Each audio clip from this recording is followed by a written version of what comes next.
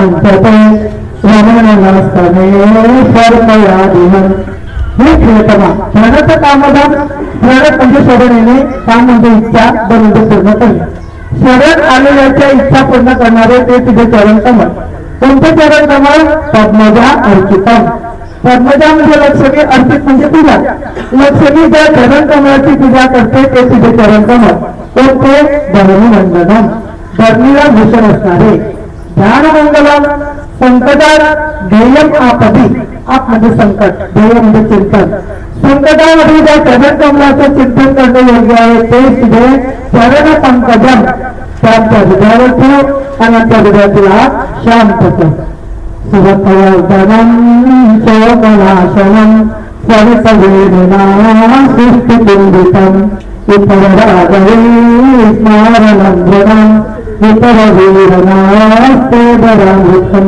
हे कृष्णा ते तुझं अधरामृत कसं आहे सुभकवर्धनम प्रेम असं वाढवणार हे तुझं अधरामृत कसं आहे शोकनाश करणार आहे आणि अधर अमृत अधर म्हणजे आणि ओटातून निघालं अमृत ते कसं आहे शोकनाश करणार आहे सुबक म्हणजे प्रेम वाढवणार आहे परंतु त्या अधरामृताचा आस्वाद कोण घेते स्वरित बाबा गाणारी बासरी त्या अमृताचा काय घेते आस्वाद घेते नुसता आस्वाद घेते का सृष्टी चिंतितम ते तुझ्या ओटाचं काय घेते चिंतन घेते किती भाग्यावर येते त्या गोपिकांना त्या बासरीचा मत्सर वाटायला लागला त्या बासरीकडे गेला कंप्लेंट करायला काय बाई आम्ही आमच्या घराचा दाराचा त्याग केला आमच्या पतीचा त्याग केला आम्ही आमच्या सर्वस्वाचा त्याग केला पण तो भगवंत आम्हाला विचारत नाही आणि तुला कुठले की तो जवळ घेऊन बसतो कुठे गेला की तुला जवळ घेऊन बसतो इतकं तू काय पुण्य केलं ते म्हणते बघा मी पुण्य बिण्य काहीच केलं नाही पण मी काय केलं माझं पोट सर्व रिकामं केलं बासरीचं पोट कसं असतं आणि तुमच्या पोटात बापरे असा कचरा भरला आहे तुमच्या पोटात कचरा आहे नाही म्हणून ती बासरी म्हणते माझे जे 9 दरवाजे आहे बासरीले ती छिद्र असतात ना 9 छिद्र कोणते डोळे दोन नाक तोंड बोटान गुट आणि माझे हे जे 9 छिद्र आहेत त्या 9 छिद्रातून मी फक्त त्याच्या नामाचाच आनंद लुटते तुम्ही तर त्या डोळ्यानं पिक्चर पाहता कानानं तर कोणाची निंदा ऐकता तर तोंडानं कोणाची निंदा करता मी तसं काहीच करत नाही बरं सगळं मोकळं सोडलेलं आणि म्हणून भगवंत मला काय करतात ना सृष्टी चिंतिता मी चिंतन पण घेते त्या गोपिका म्हणतात की ते तुझं अधरामृत मनुष्याच्या जीवनात एकदा जरी मिळालं आता इथे अधरामृताचा वाच्यार्थ घ्यायचा आहे तुझे लक्ष्यार्थ घ्यायचा आहे आता इथे वाच्यार्थ की या अधरामृतातून जे ज्ञान निघालं गीता कशी आहे भगवंताच्या तोंडातून निघालेलं ज्ञान आहे भागवत म्हणजे भगवंताच्या तोंडातून निघालेलं ज्ञान आहे तर याचा आस्वाद जरी एकदा मनुष्याने घेतला तर इतर राग विस्मरणम इतर राग म्हणजे संसार त्याला संसाराचा काय पडतो विसर पडतो म्हणून हे कृष्णा ते तुझं अधरामृता मला दे की तुझा वेळ झाल्यानंतर ते दुःख पचवण्याची ताकद काय येईल आम्हाला येईल आता तुला जवान पृथ्वी गायते काम पश्यताम कुंतलं प्रेम पंचते जडय दीक्षिता कृष्ण उद्दिशत हे कृष्णा ज्यावेळेस ती गाडी काढण्याकरता मनामध्ये जात होता त्यावेळेस तो दिवसभराचा वेळ आम्हाला पृथ्वी गायते एका युगासारखा जात होता किंवा त्वाम अपश्यता त्वाम म्हणजे तुला अपश्यता म्हणजे न पाहिल्यामुळे तुला न पाहिल्यामुळे दिवसभराचा वेळ आम्हाला एका युगासारखा जात होता मात्र तू संध्याकाळी घरी परत आला तुला तुला पाहत असताना संध्याकाळी तुम्ही घरी परत येत असताना कुटीरचिंतन ते तुझे काळे कुरळे केस श्रीमुखम ते तुझं धुलीनं वाकलेलं तोंड आम्ही पाहत असू त्यावेळेस जडव दीक्षिता जड भेजाचा ब्रह्मदेव काय केलं त्यानं उदीक्षिता म्हणजे आमचे डोळे त्या मूर्ख ब्रह्मदेवानं आम्हाला डोळे आणि पुढे काय दिलेलं पश्मकृत दृश्यात आमच्या डोळ्यानं त्यानं पापणा बसवल्या कोणी त्या मूर्ख ब्रह्मदेवाने त्या मूर्ख देवानं जर पापण्या बसवल्या नसत्या तर संध्याकाळी ती गाईचा रूप परत आल्यानंतर तुझं दर्शन कसं घेतलं असतं. म्हणजे ती पापणी खाली लावते तेव्हाही विरह त्यांना सगळं. कृष्णा तुझ्यासाठी आम्ही आमच्या सर्वस्वाचा त्याग केला. कोणत्या सर्वस्वाचा? पतिसुता अतिरंगते अच्युतागता गतिरसोकितमोहिता कितवयोषित कत्सजन्यसी. हे कृष्णा, अरे तुझ्यासाठी आम्ही आमचे पती, सुख म्हणजे मुलं, अन्वय म्हणजे पोट, भातृ म्हणजे भाऊ, भाऊबंद या सर्वांचा त्याग केला. अतिविलंब म्हणजे त्यांचा त्याग केला आणि अच्युता आगता हा आम्ही तुझ्याजवळ आलो. गतिविलास तुझी एक गती आम्ही मानतो. तुला काय वाटतं की आम्ही आमच्या मनानं आलो? तेव्हा गीत मोहित, तुझ्या गीतानं मोहित होऊन आम्ही इथे आलो आणि पुढे परत शिवी दिली आहे. इतव योषिता वत्स जन्मीसी. इतव म्हणजे हरकता, कच्च्या. त्या गोपिका म्हणतात की हरकता. एखादा सामान्य मनुष्य आपल्या पत्नीला वाऱ्यावर सोडत नाही आणि आम्ही मात्र आमच्या सर्वस्वाचा त्याग करून तुझा स्वीकार केला तर तू आम्हाला वेळा रात्री वाऱ्यावर सोडलं.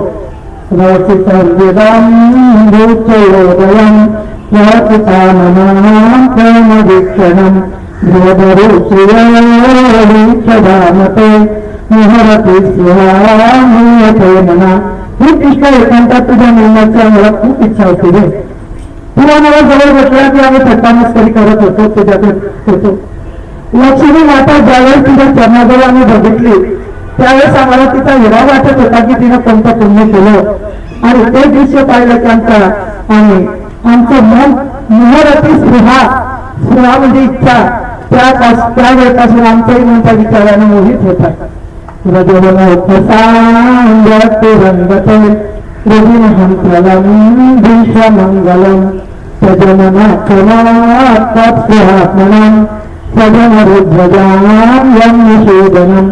ही चेतना. अरे गोकुळातील लोकांचं दुःख नष्ट करणारं ते तुझे स्वरूप कसं आहे. रुजिन हंत्रलं, रुजिन म्हणजे पाप, हंत्रलं म्हणजे नाश करणारे, पापाचा नाश करणारं ते तुझं स्वरूप आहे. कसं आहे. विश्वमंगल, सगळं विश्वाचं मंगल होतं. आणि ही कृष्णा आम्हाला मात्र एक रोग झालाय. कोणता? तूच पाहिजे, तुझीच प्राप्ती व्हावी. आम्हाला हा रोग झाला आहे तर त्या रोगावर आम्हाला औषध दे. म्हणजेच तू काय हो प्रगट हो. ही कृष्णाला रात्री तू अनवाणी पायाला फिरत असतो. तुझे चरण कमळ आमच्या हृदयामध्ये आहे. त्या अनवाणी पायानं चालत असताना त्या पायांना काठी टिकत असतील, त्यातून रक्त येत असेल आणि त्यामुळे नुसती ते कल्पना किंवा ते विचारच समजत नाही. तर कृष्णा आता तुझं प्रगट झालं नाही, आम्हाला आता चक्कर यायला लागली आहे आणि चक्कर येऊन ते आता जमिनीवर बेशुद्ध पडतील इतक्या भगवंत तिथे एकदम प्रगट झाले. गोपाल कृष्ण भगवान की.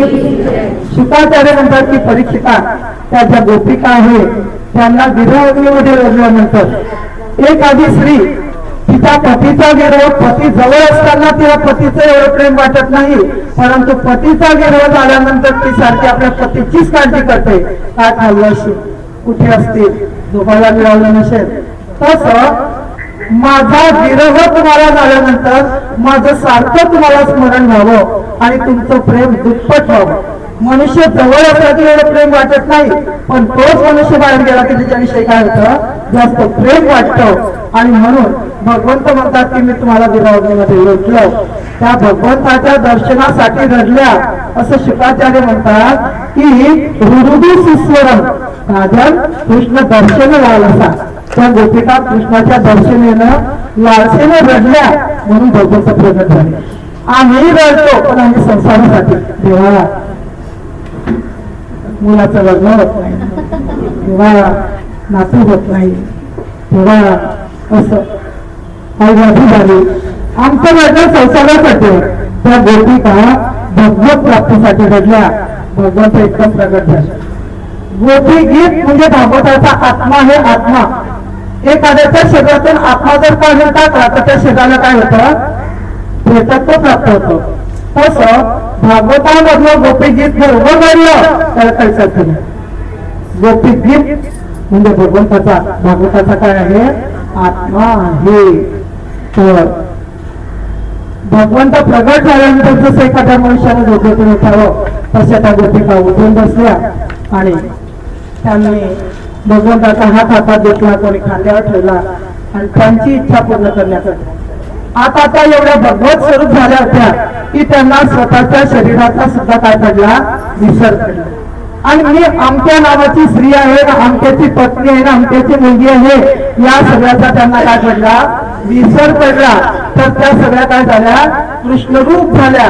आणि मग भगवंताबरोबर त्यांनी रास म्हणजे भगवत स्वरूपाची काय झाली, त्यांना प्राप्ती झाली. 6 महिनेपर्यंत त्याला तो झालं. आणि हा जो कामदेव आलेला होता हा मात्र आपले धनुष्यबाण घेऊन परत गेला, कारण त्यांना एकही गोष्टी दिसत नव्हती. हा भगवान कृष्ण अगदी निर्विकार, जो भगवंत निष्कामच आहे, परत ब्रह्म निष्काम तो हा गौरीया घरी वाट हवाले अमृत कृष्णा नवनीत चोरी मनाची हरीची पाऊले जरा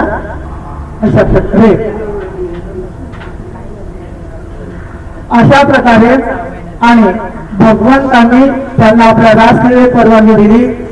त्या कृष्ण स्वरूप झाल्या. ज्यासाठी त्यांनी गोकुळात जन्म घेतला तर त्यांची इच्छा पूर्ण झाली. भगवान म्हणतात की गोपींना आता घरी करत दिवसभर मंदिरात बसून भगवंताचं नामस्मरण करणे, चिंतन करणे हे काही योग्य नाही. आपापल्या संसाराचं ऐकून आपापले कर्तव्य नीट करणे हेच माझी खरी पूजा आहे. तुमचे पती म्हणजे माझे स्वरूप माना आणि मीच समजून तुमच्या पतीची सेवा करा, म्हणजे माझी सेवा आहे. तुमच्या सासू सासऱ्यांची सेवा मत्सर रहित होऊन करा.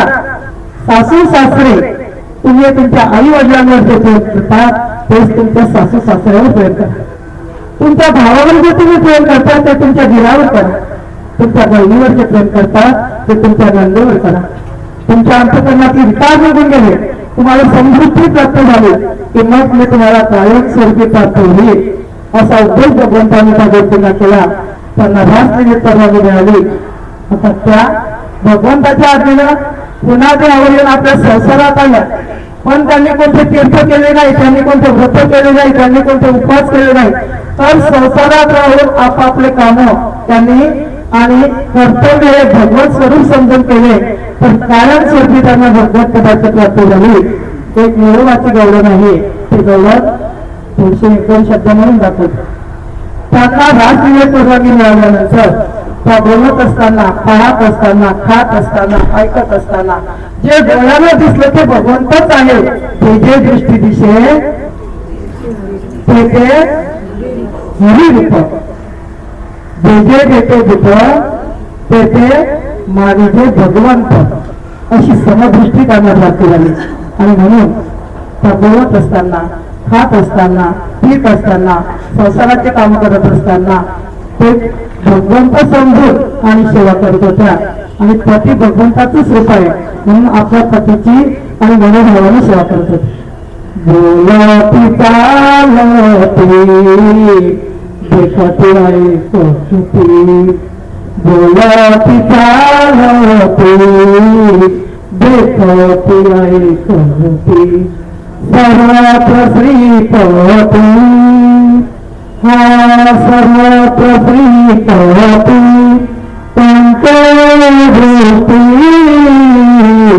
सासूर नाईर सासू ससबीर, सासूर नाईर सासू ससबीर, देखती त्या प्रकारा हा देखती त्या प्रकारा हरिच्या रूपे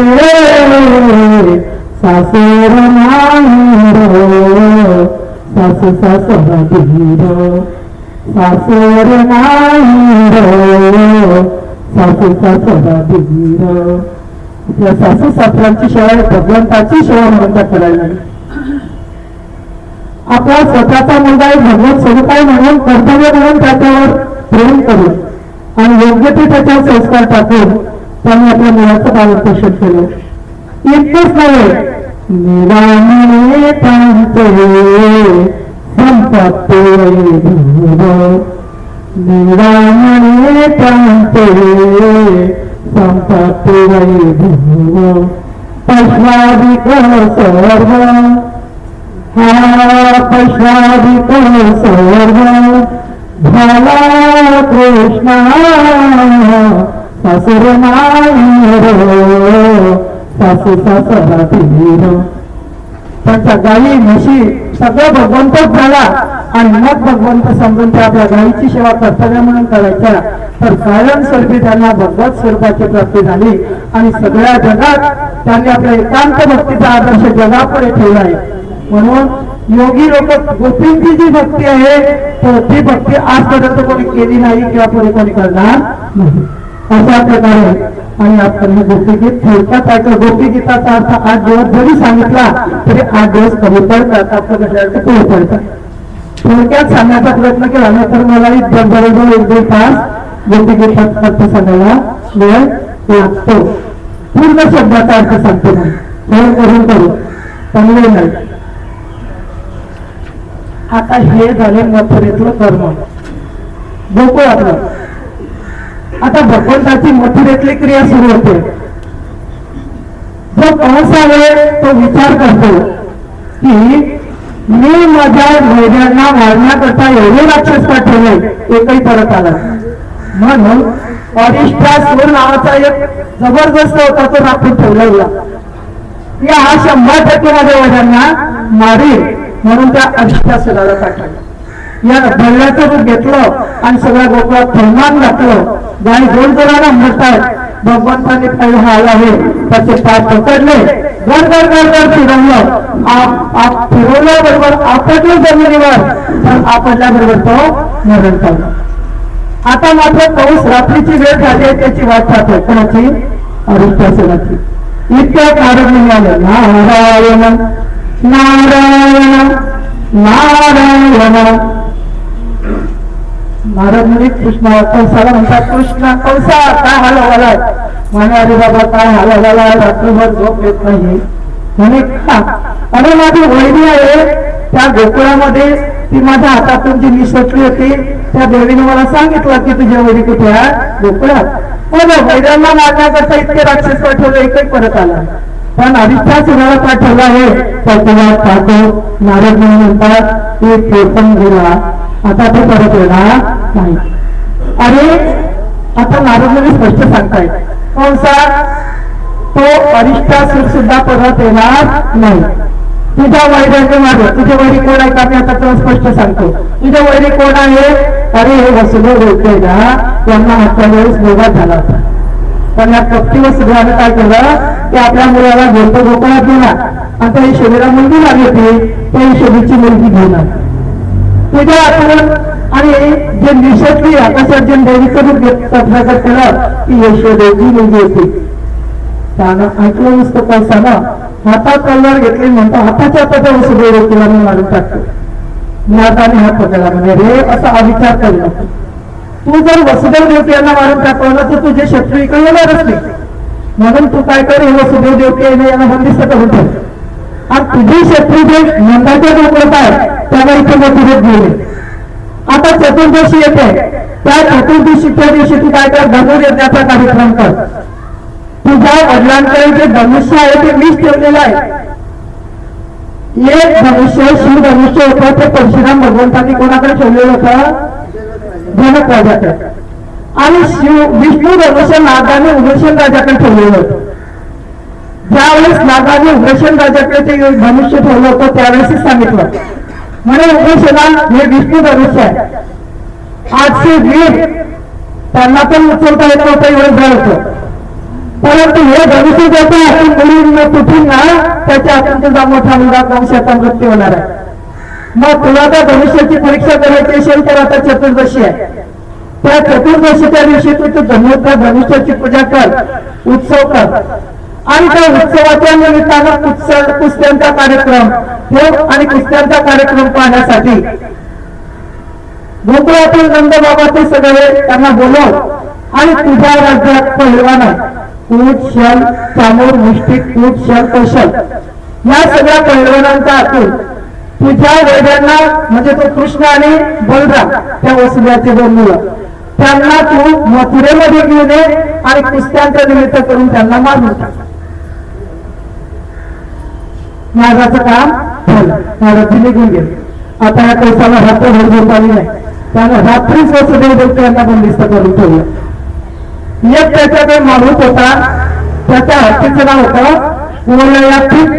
त्या कोल्हायातीत कत्तीच्या मावसाला बोलवलं, सांगितलं म्हणे मला धर्मयज्ञ करायचा आहे, कुस्त्यांचा कार्यक्रम करायचा आहे, तर तुझा जो हत्ती आहे ना तो फाटावर जातात आणि माझे शत्रू आले की त्यांना चिरडून मारून टाक.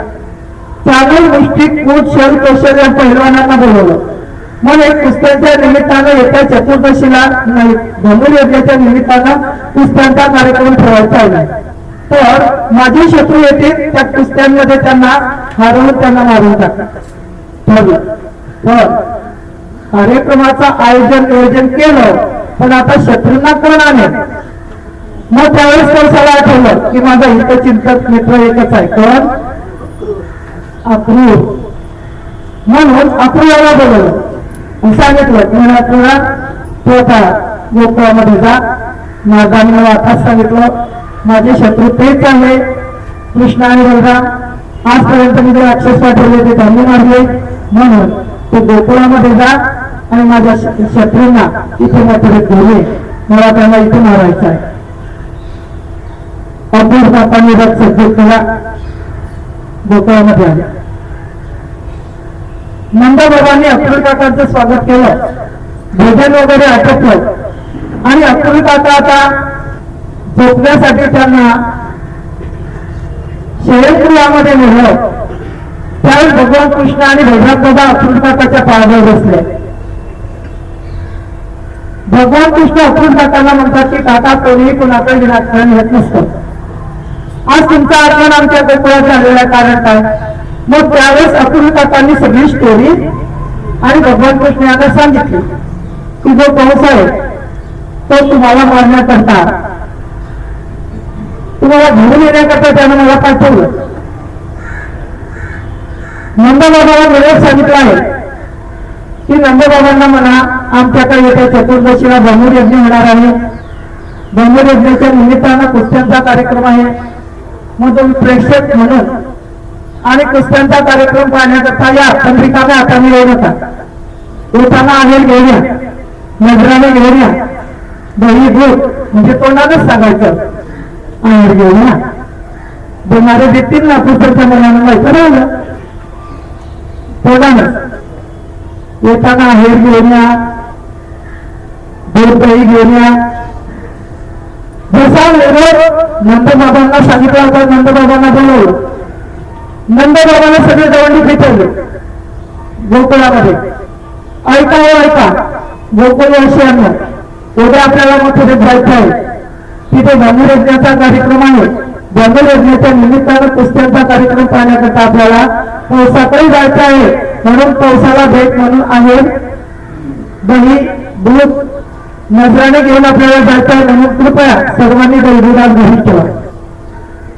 सर्वांनी दहीदूध घरी ठेवलं. नजराने आहे सप्रण भेट वस्तू आणि सर्व वस्तू घेतल्या आणि ते सकाळी सकाळी ब्रह्ममुहूर्तावर उठले. आपापले चक्रे धुवून आणि नंदबाबा सगळे गोकुळातील लोक आणि कुस्त्यांचा कार्यक्रम पाहण्याकरता निघाले.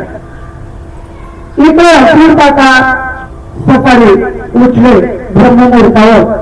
त्यांनी यमुनेच्या पाण्यामध्ये स्नान केलं आणि भगवान कृष्ण आणि बलराम दादा यांना नेण्याकरता त्यांनी रथ सज्ज केला नंदबाबाच्या अंगणामध्ये. आणि तो रथ जय्या जिंकून तयार, रथाचे घोडे गुंतवून आणि रथ समोर तयार ठेवलं.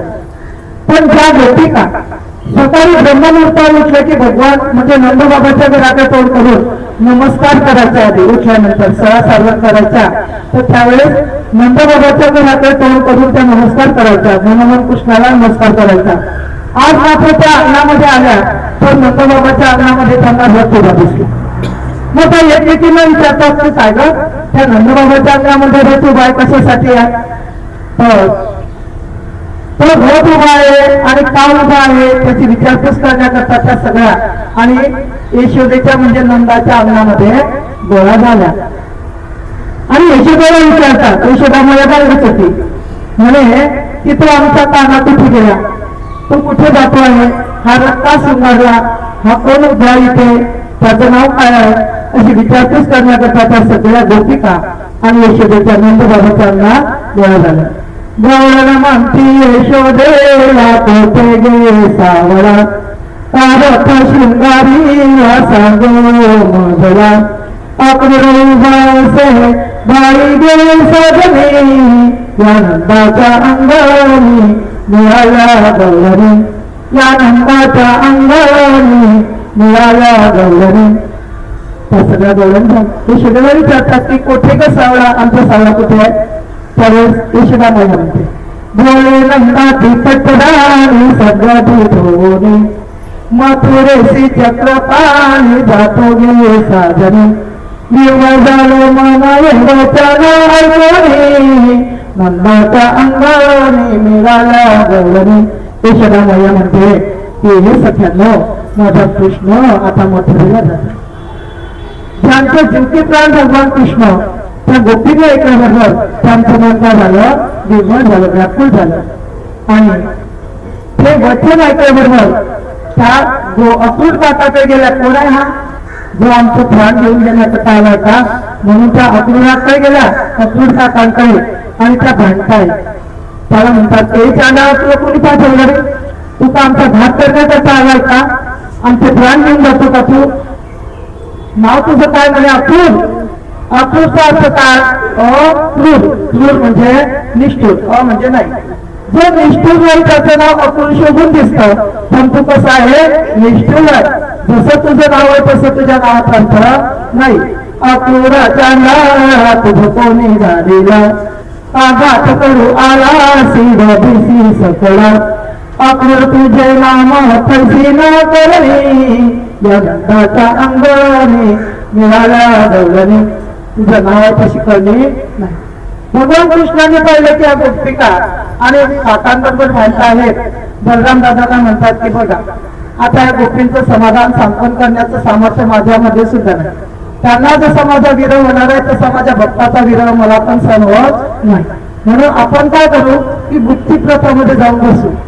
आणि म्हणून बलराम दादा आणि भगवान कृष्ण त्या रथामध्ये येऊन बसले आणि रथामध्ये येऊन बसले पाहिल्याबरोबर सगळ्या गोकुळात एकच आकांत झाला आणि त्या गोपिका तर धडाधड जमिनीवर पडल्या आणि एवढ्या रडतात की म्हणतात की त्यांच्या शिवणी जमीन भरली.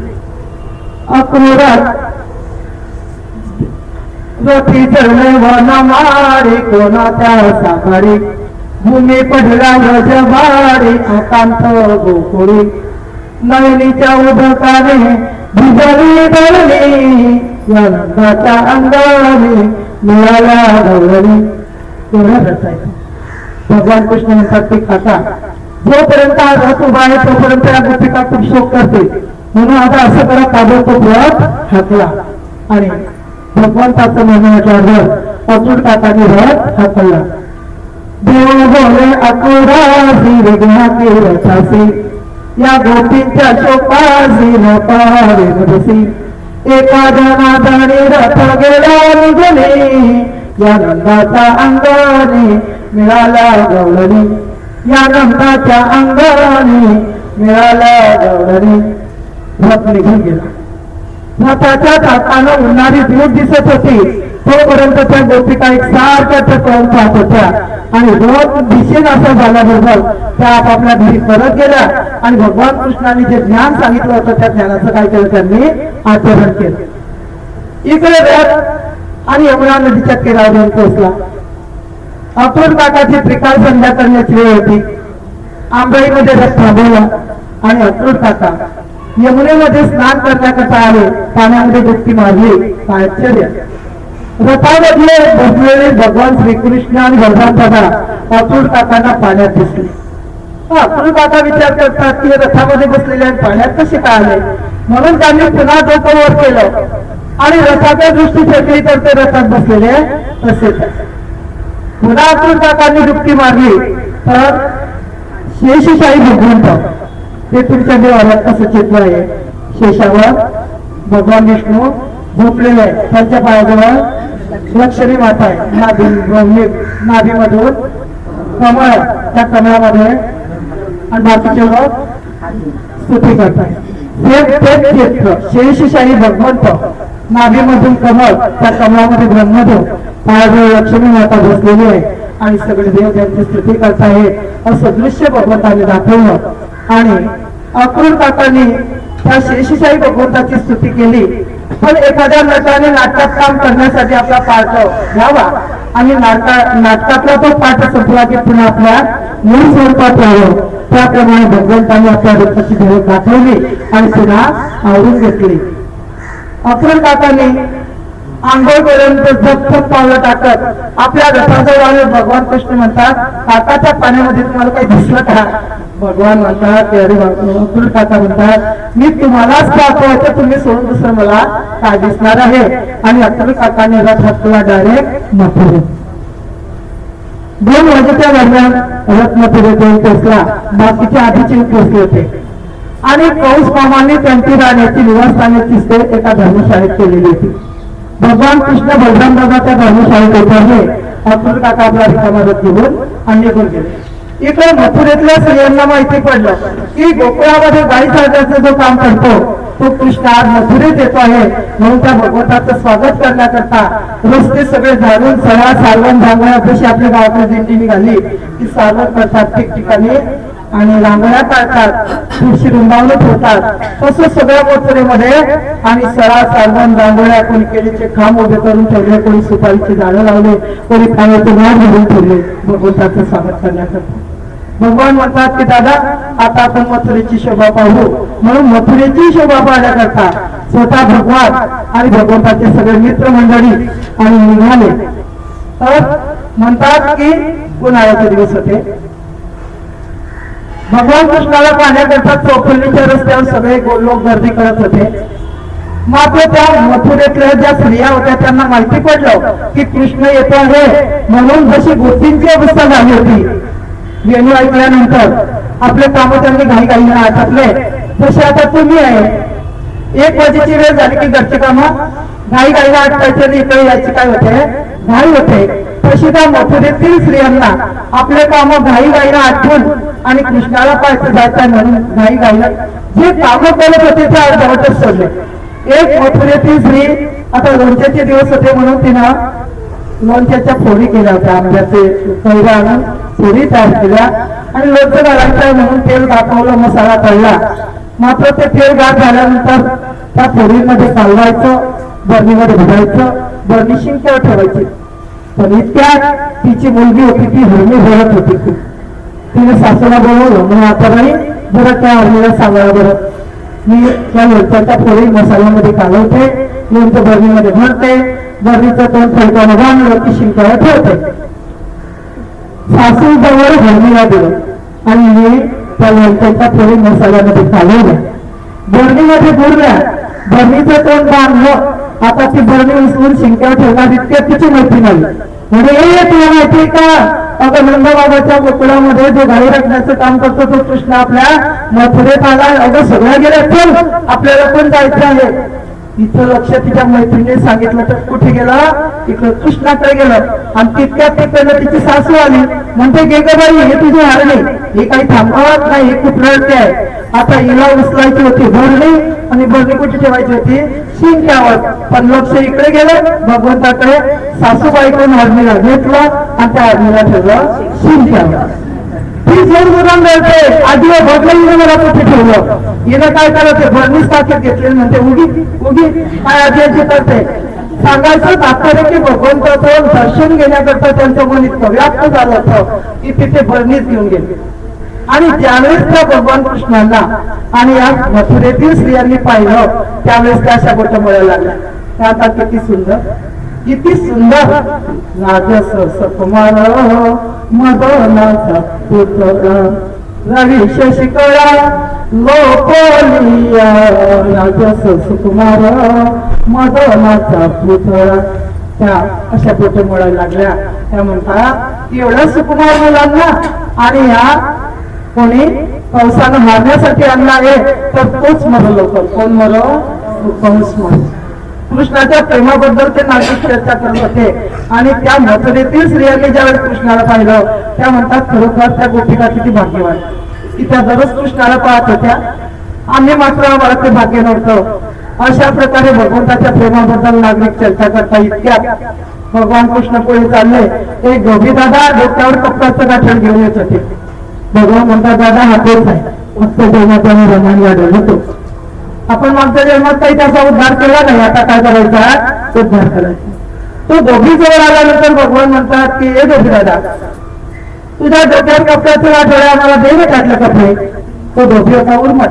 म्हणे हे गोष्ट अल्लाह, तुम्हाला माहिती आहे का मी कोण आहे? मी भोजराज कंसाचा धोबी आहे. माझ्या डोक्यावर राजाचे कपडे भरभरी आणि तुमच्यासारख्या रानात राहणारे रानवट, तुम्ही कधी अशी कपडे पाहिले आहे का? मिळणार नाही. आणि तुम्हाला जर जीवदान पाहिजे असेल तर माझ्या दृष्टी समोरून आत्ताच्या आता चालते व्हा.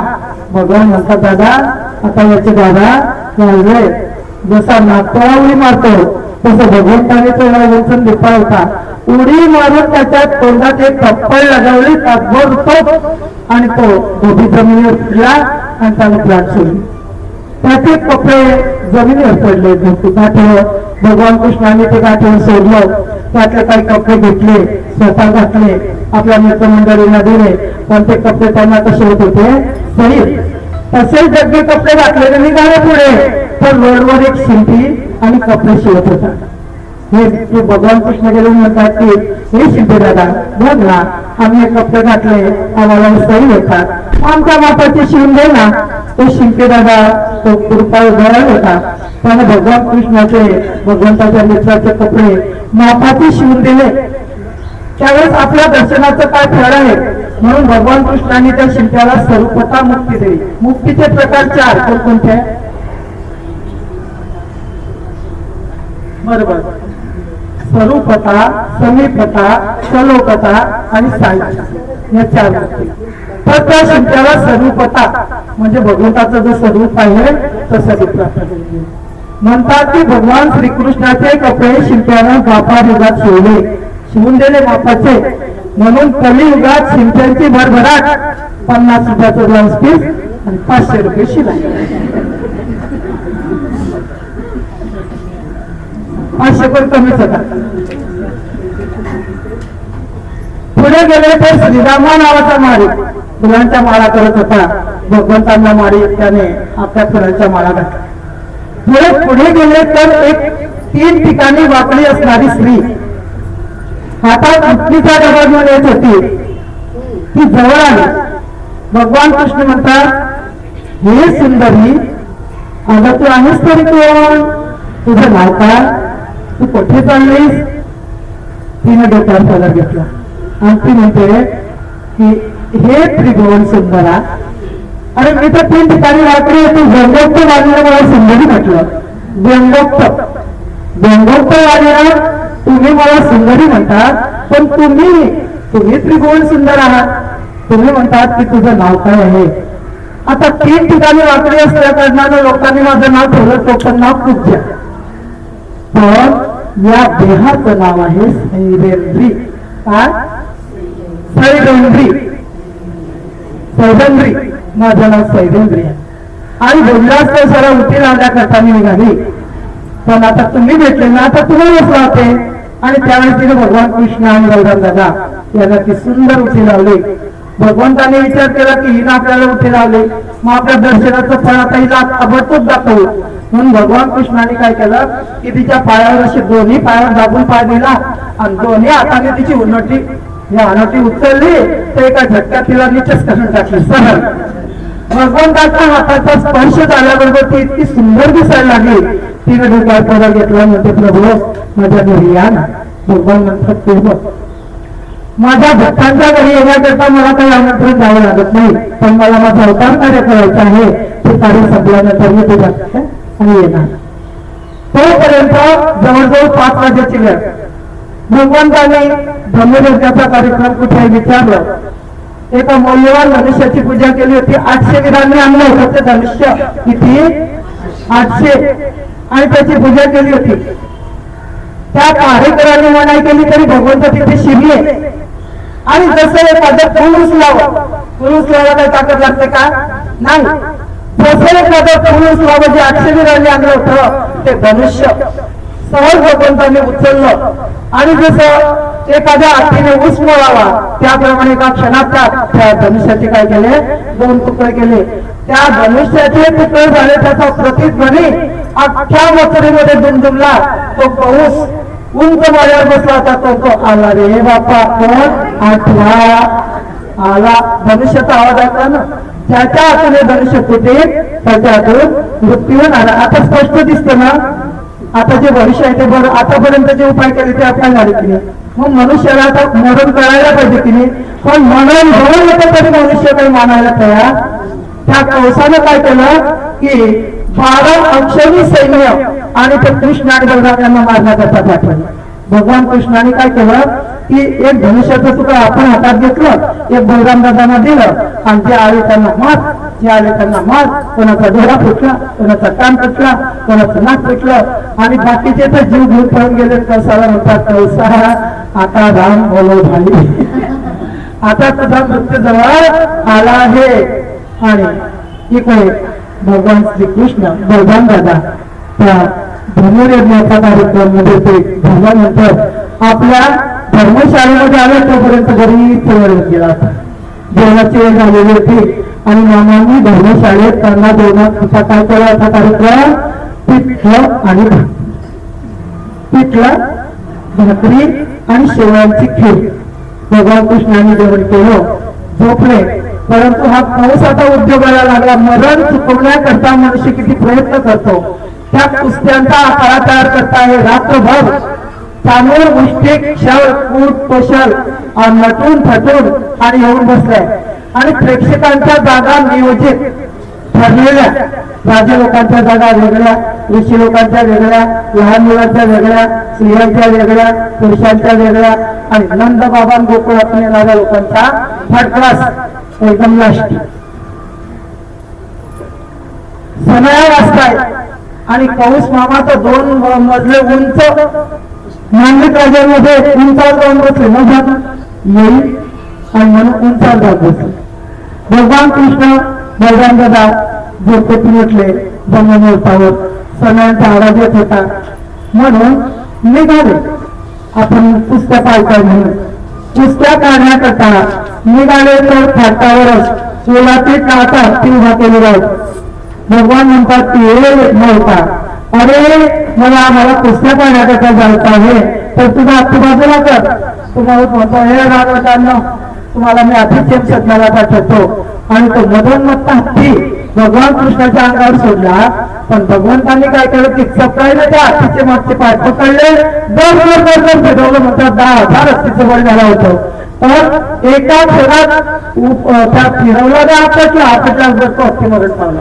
कारण त्या हत्तीला मनाचा कोणालाही बळ देणारा तो होता. म्हणून गीतेत म्हटलेला आहे, बलम बलवताम साहम, सगळ्यांना शक्ती देणारा तो होता. तो त्या माहुताला ताकद मारली, तो माहूत मरण चालला. आता भगवान श्रीकृष्ण आखाड्याजवळ आले आहे. चांदुरानं मुष्टिक वाटच करत आहे. ज्या स्त्रिया, राजे लोक, ऋषीमुनी, योगी लोक सगळे आपापल्या आसनावर आसनस्थ झालेले आहेत. आणि आता कुस्त्यांचा कार्यक्रम सुरू होणार. भगवान श्रीकृष्ण त्या आखाड्याजवळ आले, तर आखाड्यामध्ये बसणारे जे प्रेक्षक होते त्या सर्वांना तो भगवंत त्याचं दर्शन घेतलं, तर 9 रसाचा अनुभव आला. 9 रस, रस आंब्याचा रस, लिंबूचा रस, कांद्याचा रस, वांग्याचा, कशाची रस नाही. कबुली जबरदस्त भगवंताची आणि दर्शन म्हणजे प्राप्ती करून घेण्याकरता 9 प्रकारच्या रसाचा अनुभव, ज्याचा जसा भाव तसा त्याला दो. मग 9 रसाचा अनुभव आला म्हणजे काय, कोणाला 9 रस आहे भगवंताची भक्ती करत असताना. रौद्र रस, जे शिशुपालासारखे राजे होते ना, त्यांना भगवंतांना पाहिल्यावर रौद्र दिसलं. पण जे योगी लोक होते त्या योगी लोकांना अद्भुत म्हणजे अद्भुत रसाचा अनुभव आला. ज्या स्त्रिया होत्या त्यांना शृंगार रसाचा अनुभव आला. आपण आता भगवंताच्या थोड्या ऐकल्या. कोणत्या रसाचा अनुभव घेतला आपण, हास्यरस. पण जे योगी होते त्यांना एक वीर म्हणजे त्यांना वीर रसाचा अनुभव आला. पण भगवान कृष्णाचे जे काही नातेवाईक होते त्यांना वात्सल्य म्हणजे वात्सल्य रसाचा अनुभव आला. पण स्वतः आणि कंस वरती उच्चपीठावर बसलेला होता, त्याला एकदम भयानक मृत्यूच दिसला ना भगवान कृष्णाचा आल्याबरोबर. आणि ते योगी लोक होते पर्वताच्या गुहेमध्ये ध्यान धारणा करता, त्यांना शांत रसाचा अनुभव आला, कारण ते शांत स्वरूपाचं दर्शन. आणि आपण भक्ती रसाचा अनुभव घेतो, म्हणून जे भक्त होते त्यांना भक्ती. एक भगवंत पण जे प्रेक्षक होते त्यांना किती रसाचा अनुभव आला? 9 रसाचा. भगवान कृष्ण चामूर मुष्टिकांना पाहिला म्हणतात की अरे चामुरा, अरे हे मुष्टिका, तुमच्या बरोबर कुस्ती करण्याकरता मामाने आमचं नियोजन केलेलं आहे आणि मामा तर उंचावर जाऊन बसले, मग तुमच्याबरोबर कुस्ती करण्याकरता आम्हाला भीती वाटते, कारण तुम्ही केवढ्या अकरा मित्रा, मग आमच्यासारखे जे छोटे छोटे मुलं असतात ना त्यांच्याबरोबर आम्ही कुस्ती खेळूया. तर चालू म्हणतो वा वा वा वा वा वा, कृष्णा काय म्हणतोस की आमच्यासारखे छोटे, आमच्यासारखे लहान असले त्यांच्याबरोबर आम्ही युद्ध करू, कुस्त्या करू? अरे बाबा, आता आमच्या डोळ्यासमक्ष 10,000 व्यक्तीचं बळ असणाऱ्या तुला पिठाला तू मारलं, तू किशोर नाही, तू लहान नाही, तर आम्हाला शक्ती देणारा सुद्धा तूच आहे. बोला बलवंताचा हम माझ्या बरोबर तू बलराम दादा बरोबर मुष्टी. आणि त्यांच्या कुस्त्या सुरू झाल्या. भगवान कृष्णाने चामराचे पाय पकडले, गरगर फिरवलं, आपटलं, लगेच गेला. मग जो मुष्टिक होता बलराम दादाने एक चापट मारली, तो मुष्टिक मारून पडला. ऊट शल कौशल तर हलक्या चापटचे होते, पण मामांनी 1100 आंडू पांडू आणून ठेवले होते. मग झालं यांचा जर फळसा पडला तर हातशी असो म्हणून आंडू पांडू, आणि त्या आंडू पांडूंनी पाहिलं तर यांचा स्पर्श मिळत आपला खा ते जीव घेऊन पळून गेले. कुस्त्यांचा कार्यक्रम संपला. विजय कोणाचा झाला? भगवान कृष्णाचा. मग त्यावेळेस भगवान कृष्णाचे मित्रमंडळी जोरजोरात भगवान कृष्णाचा जयघोष करतात. गोपाळ कृष्णाचा विजय असो, भगवान गोपाळ कृष्ण की जय. तो पाऊस म्हणतो मग बंद करा, या वसुदेवाची उपरल्याची पोरं यांना आता आठवून द्या. वसुदेव देवकी यांना कैद करा आणि बुद्धिनंद त्यांना मारून टाक. माझा बाप उग्रसेन जरी असला तरी त्याला मारून टाक. भगवान कृष्ण म्हणतात की मामा काय म्हणतात, वसुदेवाचे उपद्व्यापी पोर, आम्हाला काही म्हटलं तरी चालतं, आम्ही ऐकून घेतो, पण वसुदेव देवकी यांना बंदिस्त करा, दुर्बुद्धीनंद याला कैद करा, उग्रसेनाला मारून टाका. मामा आता तुमचे 12 वाजले. आणि म्हणून भगवान कृष्णाने जे उडी मारली उंच मांडलिक राजांमध्ये, आणि मामा बसले होते मागच्या बाजूला अर्धचंद्रा कृती पकडलं आणि हाताळ्यामध्ये फेकल्याबरोबर पाऊस भरत पावला. गोपाळ कृष्ण भगवान त्या दुष्टांचा नाश करण्यासाठी अवतार झाला होता. आतापर्यंत गोकुळात सगळी चिल्लर संपवली, पण आता बंद आहे. तर बंदाचा पहिला नंबर लागला पावसाचा. आता अजून भरपूर आहे पाऊस. म्हणून कंसाचे भाऊ आले, धावून आले. भगवान कृष्णाने त्यांचाही समाचार केला. अस्थि आणि प्राप्ती कंसाच्या 2 पत्न्या शोक करताय. भगवंतांनी आपल्या मानाचं सांगून वसुदेव देवकी यांची सुटका केली आणि नंद बाबांना सांगितलं की बाबा आता माझं अजून बरंच कार्य बाकी आहे, मी लवकरच गोकुळात येईल, परंतु तुम्ही आता आपापल्या गोकुळात निघून जा. नंद बाबा जिथे मित्रमंडळी होती त्या सर्वांना गोकुळात पाठवलं. देवकी वसुदेव देवकीची सुटका केली आणि आपला मथुरेचा राज्यकारभार पाऊस केल्यानंतर उग्रसेनावर सोपवला. मग आता मथुरेचे राजे कोण झाले? उग्रसेन. आजोबा होते ना ते, राज्यकारभार त्यांना दिला. वसुदेव देवकी भगवान कृष्ण आणि बलराम दादा यांना आपल्या मांडीवर बसवलं, त्यांना आलिंगन दिलं. खूप रडतायत, खूप शोक करतायत.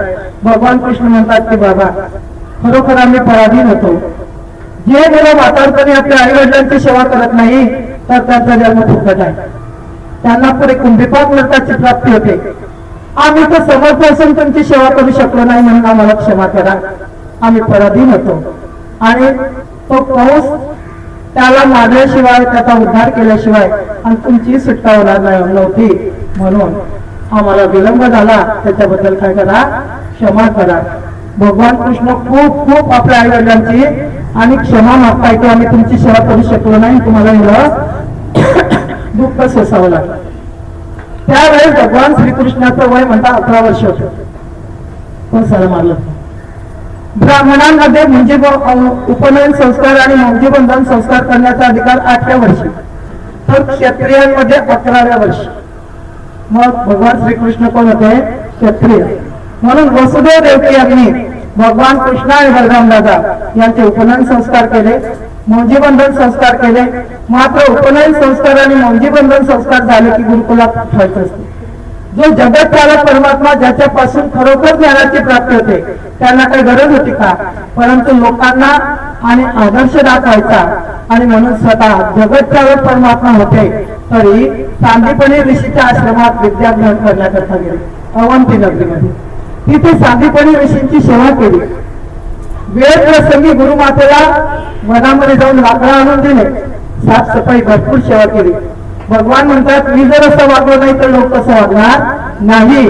म्हणून लोकांना आदर्श दाखवण्याकरता स्वतः आचरणाचा किस्सा लोकांना गिरून दाखवला की मी जगत चालक परमात्मा होता, परंतु ज्ञान प्राप्त करण्याकरता गुरुकडे जावं लागतं. हा आदर्श जगासमोर ठेवायचा होता. सांदीपनी ऋषीची सेवा केली आणि 64 विद्या 64 दिवसात शिकले ते. त्यांचं ज्ञान पूर्ण झालं. मात्र आता परत यायचं आपल्या गुरुकडून विद्या घेतल्यानंतर. भगवान म्हणतात की गुरुवर्य आम्हाला तुम्ही कुठलीही उणीव न देता का आम्हाला ज्ञानामध्ये तुम्ही पारंगत केलं, तर आता तुम्हाला आम्हाला गुरुदक्षिणा द्यायची.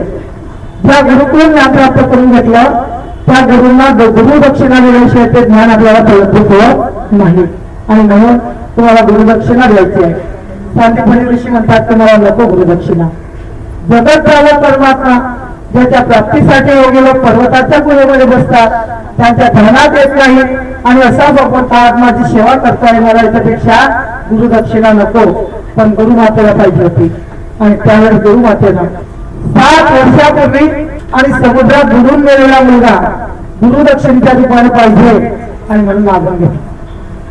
आत्ताच्या आता गेलेल्या माणसाला काही जयंती करू शकत, पण 7 वर्षापूर्वी समुद्रात बुडालेला मुलगा, मरण पावलेला मुलगा भगवान कृष्णांनी आणि गुरुदक्षिणेच्या रूपानं आपल्या गुरुना आणून दिला. हे सामान्य मनुष्याचं काम आहे नाही.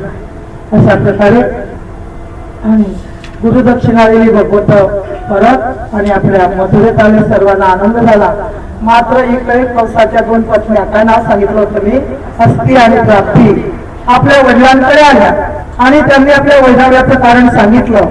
त्या जरासंधानं आपल्या आणि मुली विधवा झाल्या आणि या कृष्णानं आपल्या पत्न्या म्हणजे भावाला मारलं. म्हणून या जरासंधानं प्रतिज्ञा केली की मी सगळी पृथ्वी यादव रहित करेल, एकही यादव शिल्लक ठेवणार नाही. आणि म्हणून जरासंधानं 23 अक्षौणी सैन्य घेतलं आणि मथुरेला वेळ दिला. भगवान कृष्ण म्हणतात की दादा आता मथुरेचं रक्षण करणं आपलं आद्य कर्तव्य आहे. आतापर्यंत जे राक्षस मारले त्यांच्याजवळ कोणते शस्त्र होते? कोणतं रथात बसले होते का? नाही. मग कसे मारायचे त्यांना? कसे पाय पकडायचे, गडगड गडगड फिरवलं की हा पटलं गेले. पण आता एवढ्या सेनेवर विजय मिळवायचा आहे. भगवान म्हणतात दादा आता काय करायचं? पण इतक्यात आकाश मार्गाने 2 रथ आले. त्या रथामध्ये युद्धासाठी लागणारी सर्व सामग्री होती आणि अक्षय बाणाचे भाते होते, सारथी सुद्धा होते. भगवान श्रीकृष्ण दादांना म्हणतात की दादा बघा त्यासाठी आपल्याला अवतार कार्य करण्याकरता स्वर्गातून रथ आलेलो. भगवान कृष्ण एका रथात बसले, बलराम दादा एका रथात बसले. भगवान श्रीकृष्ण ज्या रथामध्ये बसले त्या रथाचे सारथी कोण होते?